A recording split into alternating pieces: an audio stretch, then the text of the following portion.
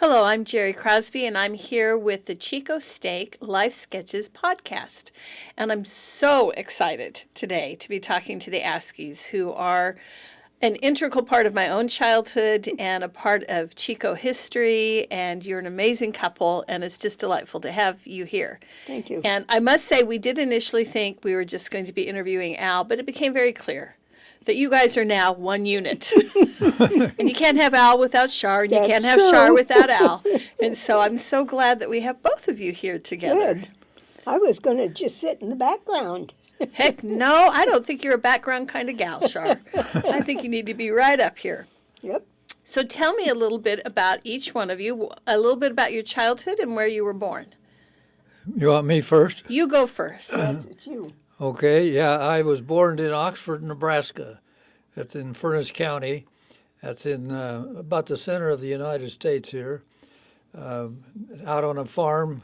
My father had a farm, and he lived in the farm where my grandfather had, and I was born in that farm, large acreage and so forth.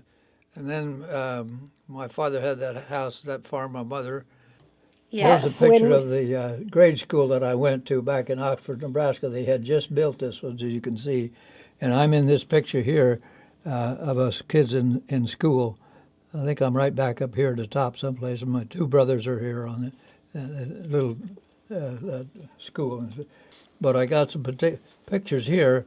This is in the farm where I was born, this is a potato patch. My dad grew potatoes. And so that was a pretty good project for us. This is my father and mother and us four boys that were about close together, but 1 year apart. The twin brothers and myself and my younger brother. We had one brother that died. In Nebraska. He only lived a month. And so we didn't get to know him. And I got this is my grandfather here. And there's us four boys. We grew up together. We were together, did a lot of things together, my mother and the father. And they finally moved away from there. Farming was getting too hard for him. So we moved to a place called Spokane, Washington. And there they was going to start up a new life. And I think in the restaurant business, if I remember how that worked out. One thing we might go back in our life history, when we moved from Oxford to Spokane on our trip, we stopped for pit stops every now and then out in the wide open places. And so it was time to get going again, and everybody got in the truck, and I wasn't in yet. And they started driving away, and so it almost left me there in Wyoming. How long did it take them to figure out they didn't have you? Not very long, because everybody in the back of the truck started hollering, "Hey, wait a minute, we haven't got Al. Well, that's how many kids were in the car at that time? There was my mother and dad, and my dad's sister, and my second oldest sister, my sister, and my twin brothers, and myself, and my brother younger than me, and twin sisters, and another sister after that. So there's about, 8, 10, about 12. I couldn't keep track. 12. There's about 12 of us in that truck at the time. It was a little 1938 Ford pickup truck. And we loaded all this stuff in the bottom and made a bed back there so we'd have a place to sleep. And it worked out fine. And so that younger kids can understand, because even I grew up in a time frame when you could ride in the back of a truck. Yes. You guys were in the back of the truck, in the truck bed, yes. right? Right. So there were like 10 kids just having a open air convertible experience going across country in the back of a truck. Every minute of it. Yep. And we slept on the ground a lot. Yep. So that worked out. And It should. His mom was from a there, good we was only there about maybe 3 or 4 months, and my father died. He was young. He was 58 years old, and my mother was about 48 years old. I think she was 10 years younger than him. But anyway, and we the kids who just grew up there in Spokane, and then we went from there to various ways after we grew up. How hard was that on your family to have the loss of your father that young? That must have been terrible for your mom. Yeah, she had to raise, let's see, there was 2, 4, 6, 8 children. Wow. She There had was 12 in 12. my family. Wow. So, yeah, that's a challenge. Yeah, it was for her. She did, but she made out all right. She did good. She was a wonderful mom. Well, she had wonderful kids. We know that. So, you were also in World War II. Now, was that before you met Char? And so, can you tell us a little bit about that experience for you? Well, the war started in 1940. I was still in high school, Right. but as it started, I wasn't doing very good in high school, and I thought, well, I'll go ahead and get in the Army. But I didn't want to go in the Army. I wanted to go in the Marines because I already had brothers in the Navy and brothers in the Army, so I thought I'd go to the Marines. So the sergeant that I interviewed me, he says, well, why don't you finish your school because the government will give you 4 credits and you graduate. So I thought, well, okay, I can probably do that and finish out the year. And so I did, and I got my certificate of graduation. And then I went into the service, and they drafted me in, and I ended up going to El Paso, Texas, where I did my basic training. While I was down there, I got a virus that was called desert fever, or a medical name was called coccidiosis. And it popped up a little red spot on my arm, and they knew I had it, and they was going to send me home. But I got doing pretty good, and I healed up and went back out on the line and finished my training. And then I went to Fort Bliss in California here, took a little more training there, and then went to Fort Lewis, Washington, and there's where I shipped out and went to Hawaii. I was in Hawaii for about, maybe 5, 6 months, and they shipped us out to Okinawa. And I didn't know where we was going, none of us did. But on the way there, we came over the radio and so forth that they had dropped an atom bomb on Hiroshima and Nagasaki. And so that's when we learned that the war was about over.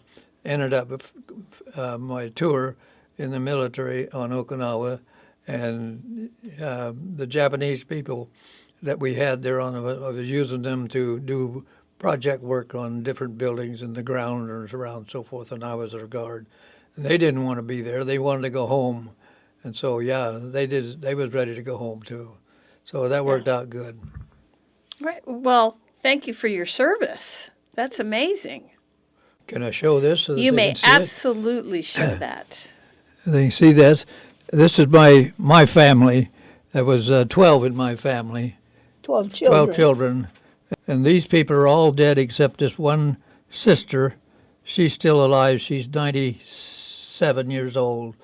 This is my twin sisters that was pinning a star on the bulletin in the school. And down here it shows all of us in our uniforms, and all of us that went to the service came home safely. I think there was only 2 of them of the deals that actually saw any action, and that was the 2 boys, the twin brothers that was in the Navy. They did see some action. And my next oldest brother, D, he was in the Air Force, and I was in the anti-aircraft, and I was over on Okinawa at the end of the war. I was on the way to Okinawa when they dropped the atom bomb. And this is a picture here. If you can see, I'm here on this ship. I got it marked here someplace. I'm standing by one of these posts right here, and you can pick me out. I got it circled of all of this. Is when we got back from Okinawa on this troop ship. So this was quite an experience to go to Okinawa, and didn't get in any battles or any fighting, but I got quite an experience with these Japanese people. They did the work, and I did the garden of it. Yeah, that's the same picture again. And one thing that my mother did know how to do is to play an organ. She was a music person. We got a a picture at the house. This picture here shows my brothers and sisters with their spouse. That's amazing. How wonderful for your parents. Yeah, and we've done all the temple work for all these people. Every time we went to the temple for one of them to do their sealings and so forth, I just knew they were accepting. Yeah. Picture here is part of our grandchildren and ourselves. We got one retarded grandchild. He's here with us. This is our daughter's youngest boy. Uh-huh. And he's got Angelman syndrome. And he can't talk, can just barely walk, but he understands a lot of things.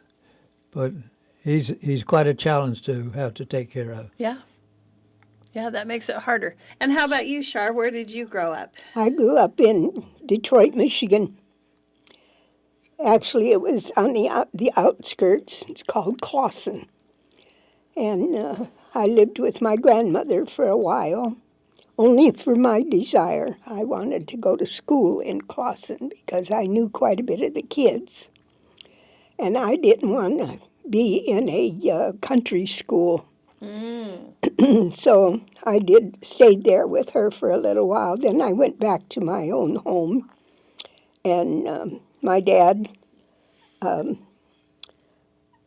he did farming too, but it was table farming.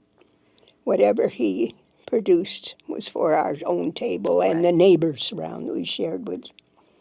And we moved from there when I was 12 years old and came to California because at that time my grandmother lived here and she was blind. So she kept my mother, come here, come to California. So we did. To come help her. That's so kind. And I know that you eventually ended up in Southern California because that's where you met Char. Yes. So right. Tell us a little bit about that first meeting. She's better at telling now. Let her tell how that worked out. I belonged to a roller skating club in the area, and we had 2 nights a week that it was just for our club. And it was an outdoor rink, and Al was always going to dinner at my friend's aunt's restaurant. And this one day she said to Doc, why don't you go ask Al if he'd go skating with you? We didn't know him at all, but that was all right. He came for skating, and he picked me up.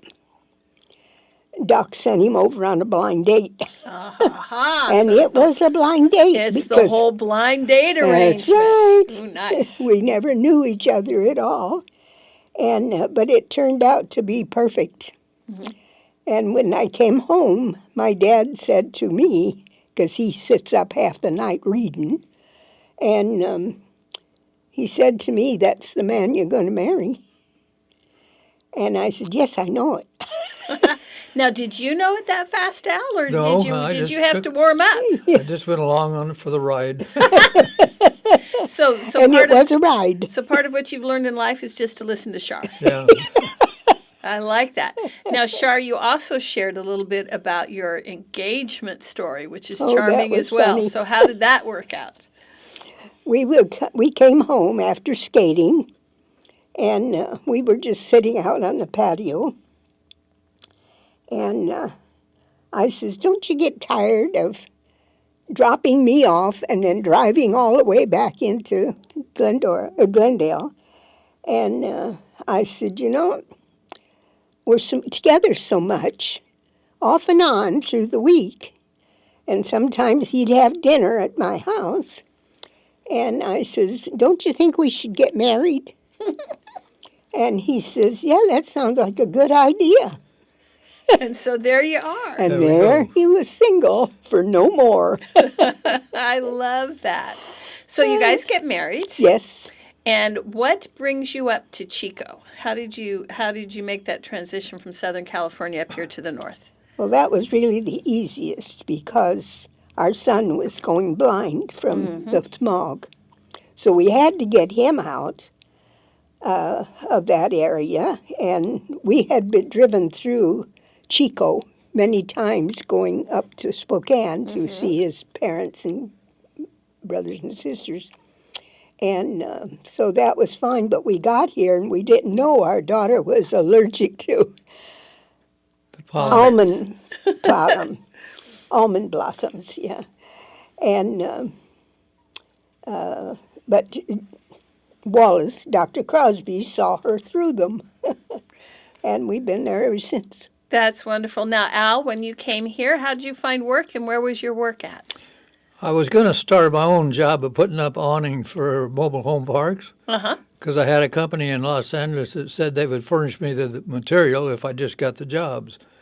Well, I was all ready to go, and I did get one job, but about that same time, there was about 3 or 4 other companies moved in here, and they was all set up to go 100%, and I was just not that active with the whole job. It was sheet metal work, but it was not the kind of sheet metal work that I had been used to doing. I was used to doing air conditioning and so forth like that. But anyway, I got a start by doing one job, and then I got acquainted with Bart Blair and John Warner, and I rode up to Reading with Bart Blair, and he was talking to me about my work and about his work of putting in air conditioning. He says, well, I can use a man, or rather John could use a man in the shop. Maybe we put you to work in the shop. So he put me to work in the shop doing sheet metal air conditioning work. And I was acquainted with that. That was something I did in Southern California before I moved up here. But time kind of run out down there, and everybody was kind of moving away, and it wasn't doing much sheet metal work. And so when I moved up here, I had to search pretty good to find a job. And the unions around here was not hiring anybody. But John Warner's business was non-union, so they let me hire into that. And that kept me going. That's good, because working for the Warners, I don't even think you'd need a union. Such Yeah, good right. people. Yeah. That's wonderful. And then you shared that you actually worked on the building we're in right now, on the Steak Yes. Center. So Put in tell all- us a little bit about that. What happened there was that Bart had put in his application for a bid to do the air conditioning work on this building when it was going to be built. And so he won that bid, and so he did it. And he farmed out the labor work on the air conditioning to John Warner, and I, working with John Warner, working for John Warner, got to do most all the work. And I had to come over here and measure every little spot for that air conditioning to go in, because the measurements they had on the blueprints didn't match what needed to be made.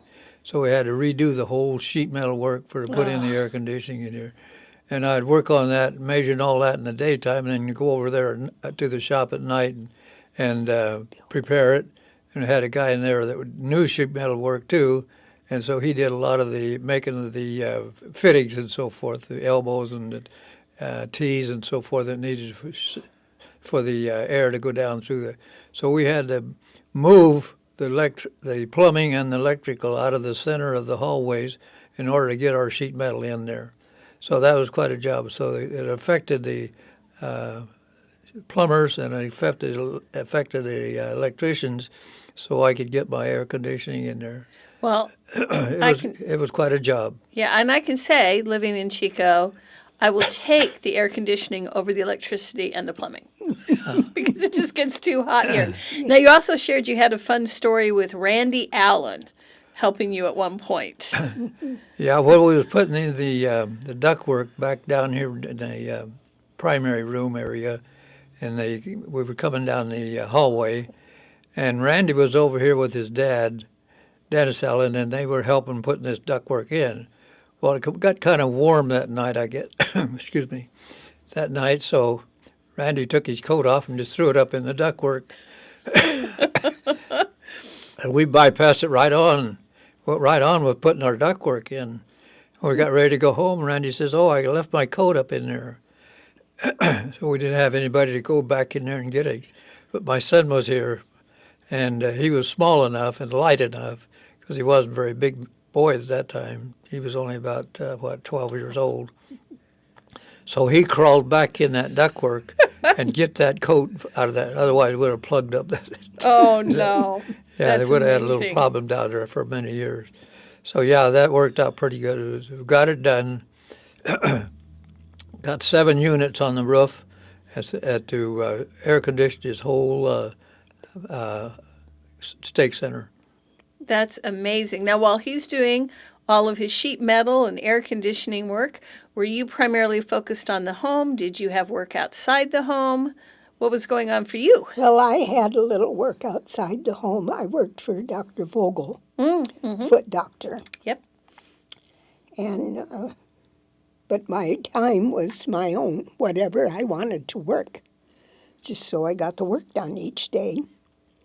And my part was mostly the kids in school, because Kurt went to one school, and Charles wasn't in school yet. So we just worked our time to fit it all in. And that's wonderful. And so you had 2 children, Curtis and Charles. Tell us a little bit about that. What was family life like in the Askey home? Happy.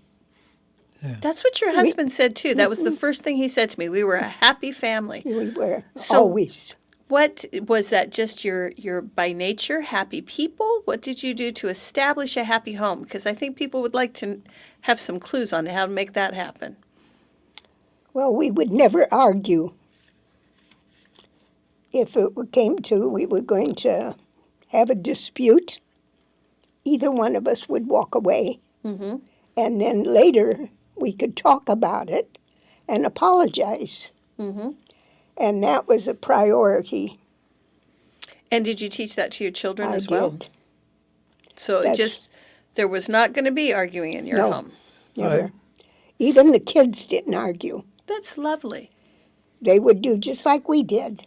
If it was getting a little out of hand, they would just walk away and come back, and they did the same thing. They apologized to each other because that's what they saw us do. Apologies are powerful. They are. Did you have something to add? Well, at that time, at all this time, we got acquainted with the church. Yes. And so this helped out an awful lot, Oh, yes. in being in the church and having gone to the temple and everything. That really helped us too with caring for our children and caring for ourselves, making sure we do have a happy home. Now, can you share with us a little bit of your church journey? You were a member when you got married, Inactive. but Al, you were not a member when you That's got right. active. So how did you get reactivated and how did you get converted? That is a choice one. Well, our son became pretty ill because he was allergic to the smog and everything down there. And so with this one particular night, well, I was working nights at that time for the company that I was working for. And so he was having a pretty tough time of it. So she called me up and told me to come home because he was doing that.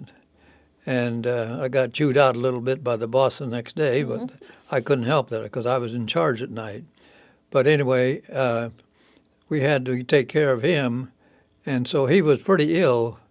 And somewhere along the line, the missionaries or our home teachers had come over to our house, and they learned about that. And they said something about, well, can we administer to him? When we didn't know what that meant or anything, because she wasn't acquainted with it, and I wasn't either. And they said, we're not going to hurt him or anything. We're just going to say a few words and hold him in our hands. So that's what they did. They administered to him. And he was so bad that then at the end of them ministering to him, he took just a deep breath, We thought he'd die. and he slept all night after they did that. And we got up 2 or 3 times at night, and I thought, well, if this priesthood authority is that powerful that can heal a little boy, I need to know more about it. Wow. So that's when we started learning together. Wow, and I don't know if people heard under her breath, Char, how frightened you were. Oh. Because what did you say you thought was going to happen when you I took thought that breath? he died. So he was He let that out, ill. it was a gasping. And we thought he died. I thought, oh my goodness, not, he can't do that. And the missionaries followed me back in the room to see if he was really alive or not. And he was. But it ended up being a healing blessing. It then. was, absolutely. He, That was the first night we had a full night's sleep in about 4 nights, with she taking care of him in the daytime, and then I was coming home at night and staying up as much as I could, and then getting some sleep. But yeah, after that, then he worked out fine. Yeah, it's terrible when you have We a still sick got him. child like Oh. that. How hard that must have been. Oh, that was But that awful. was your moment. That Yeah. was when Right. you That was our started. moment. Now, was that a conversion moment? I mean, was it pretty instantaneous for you, or is that when you guys decided, we're going to start going back to church? Well, it wasn't going back to church, but as a moment that we were going to join the church. Mm-hmm. And when we started going and everything worked out fine, we learned all about the church as much as we could. And so we just kept going to church. And it even, because of that, it even brought her folks back into the church because they were not active at the time. But we lived about, maybe 20, 30 miles away from them in L.A. There, they lived in the Glendale area, and we lived in the West Covina area, so it was about 20 or 30 miles to their place. But anyway, and they wanted to come out and see us on Sundays, and we told them that we wouldn't be available on Sundays, so if you're going to come out to see us, you better do it on Saturdays. So that worked out too, and that got them active back into the church, and it worked out great. That is wonderful. That's fantastic. Now, so at what point were you able to go to the temple and have your temple sealing? 10 years later. And was on that- our anniversary? Oh, on your anniversary? That's our 10th wonderful. year anniversary. We were married in 51 and went to the temple in 61. So if it was in 61, were you up here in Chico? And then did you go to the Oakland temple, or were you still down in the we was LA in area? LA. We went to we the went Los to the LA Angeles temple when we got sealed in the LA temple. And that's wonderful that it's on your wedding anniversary, which we have to bring up because you have a wedding anniversary coming up soon. Yes. What's your On wedding the anniversary that's 24th. coming?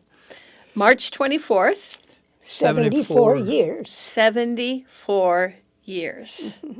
That is And I such a put that gift. all 74 years because we neither one would argue. Argue brings anger. Anger brings a divorce.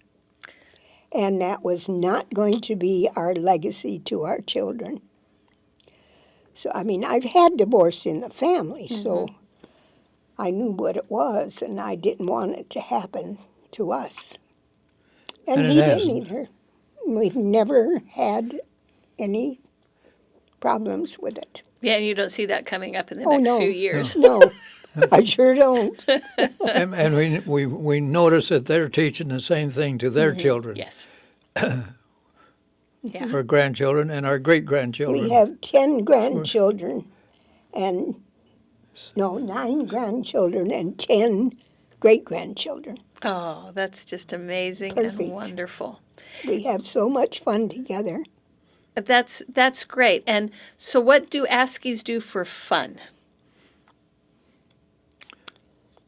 What So do like we do for fun?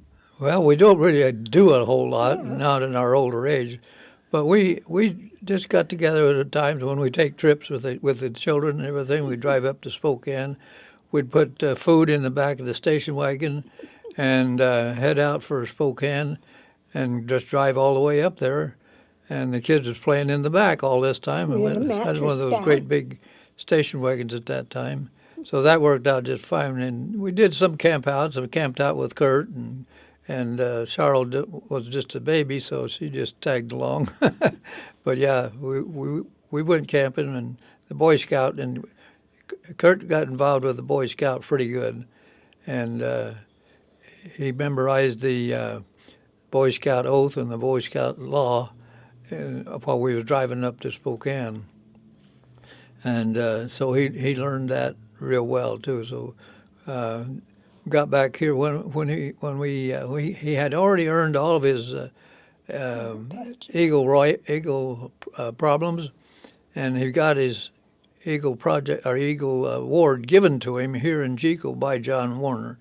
But he had already got everything done in Southern California, so that worked out good. And he later became a Boy Scout master up in Alturas in the ward up there that they had. They made him the Boy Scout master, and he got, what was it, 5 or 6 boys out of all the scouts that they had there. He got about 5 or 6 of them that turned out to be Eagles also. Oh, that's excellent. And Char, you got involved in genealogy, yes? Oh, did I really? Yes. I've been doing genealogy for 50 years. Uh-huh. And I've done on all our people their temple works. And we were all baptized for them. And I have 50 volumes of just my family. Wow. And I have 20 of yours. Probably about that, yeah. Yeah. Wow. So you guys are going to have a stadium of grateful people. And I want to sit right in the middle of them and hear all their stories. Oh, that's wonderful. That's going to be so exciting. That's amazing. And so we've already said you're coming to 74 years, and I don't know if you're comfortable with this, but I made you tell me how old you were before we started the interview. Al? Yeah. How old are you now? I'm 99. 99 years old. Just passed that this last month in February. Yep. I think I got a chance to make 100. I think you do. Let me comment on that one thing. When his driver's license was ready to be renewed, he, of course, went, and he got his license back, and it says 5 more years he can drive. That was when he was 95. So we gave him 5 more years. He says, now I know I'll reach 100. There you go. And imagine it would be really fun to go into the DMV and be the guy who's 100 years old getting your driver's license. I think that would be amazing. I know. That would be wonderful. I don't know if they'd give it to him. If he passes, he he's an excellent passes. driver. Well, it depends on how good my eyes stay. Yeah. Well, and I was going to say, since you brought up driving, I have to bring my Al story in. You were the first person to ever teach me to drive a car. Yeah. Well, I figured you ought to know. Yes. Yes. And I just remember going down that street thinking, I'm so adult. So you are forever one of my top favorite people. Your dad and mom give us heck for that. You know what? I'm not sure I told them. I was a little bit of a secretive child sometimes. Too late now. Yeah. Now they know. Yeah. They've got it they now. So, is there any final message you would like to leave for your posterity and for our listeners?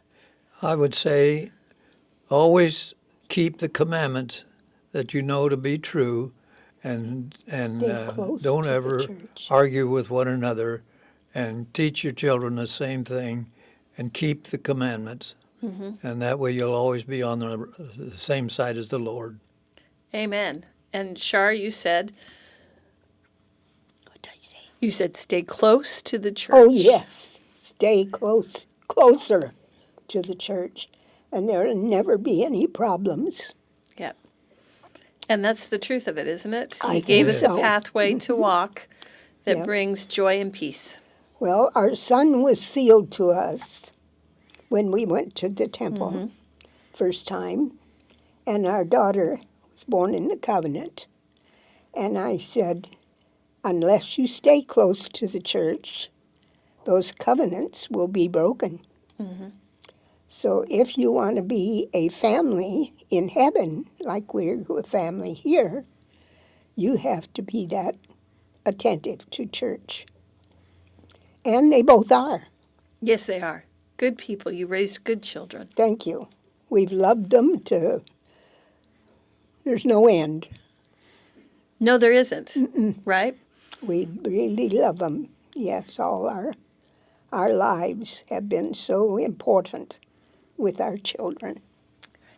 Well, oh, did you have another Well, thought? I was going to say they're all pretty good. We got some of our grandchildren that are falling off the path. Mm-hmm. They're not real far away, but they just don't have a complete testimony at this time.